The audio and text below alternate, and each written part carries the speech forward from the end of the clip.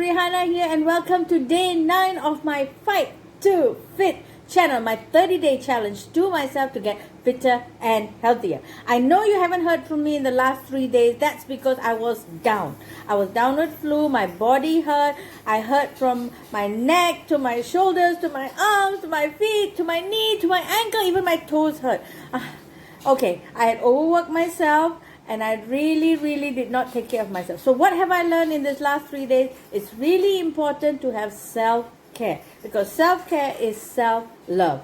Okay, I love myself. I need to take care of myself. Yes, I need to push myself hard enough, but I also need to learn to take a rest when I need to and not overwork myself. So I had done that and I've learned that, and I am not going to repeat this mistake, and you shouldn't be repeating the mistakes I've made as well.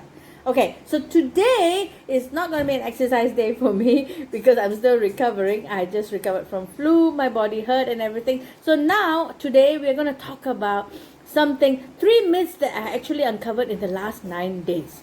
Myth number 1 was that you need to eat like a bird in order to be fitter and healthier. Myth number 2 is that you need to exercise like hell to be able to be fitter and healthier.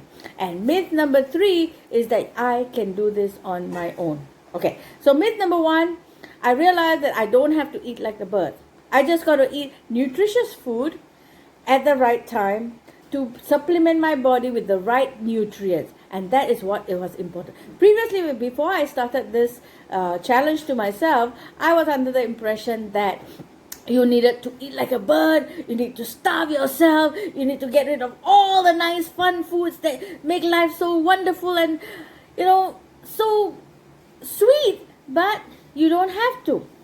As long as you follow the 80-20 rule, as long as 80% of the time you're eating healthy and well, you can squeeze in that 20% to eat the fun foods that makes life so sweet, right? So instead of eating the whole piece of cake, I can still have my cake, but I can have a little bit of the cake.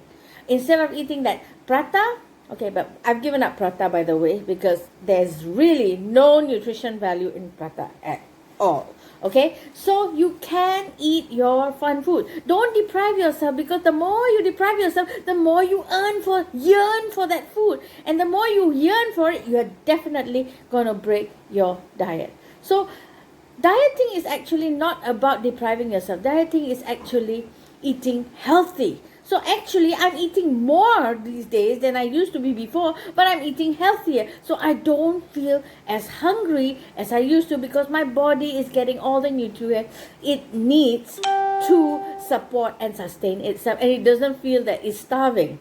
And so I'm eating healthier, and that's good for me. So I don't need to eat like a bird. Myth number 1, busted. Myth number 2 is that I got to exercise like 10 hours a day just so that I can be fitter and healthier. Not true.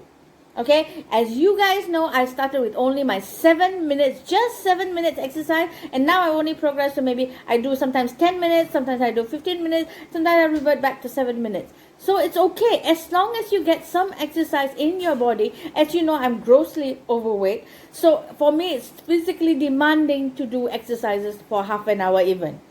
Okay, so I start small. As long as I get some activity done, it gives me a boost and a momentum and keeps me flexible. So that myth number 2 busted. You do not need to exercise like crazy. Okay, so again, 80-20 rule. You need 80% change in your diet and 20% is exercise. Okay, myth number 2 busted. Myth number 3 is that I thought I could do this on my own. But really, you need the coach.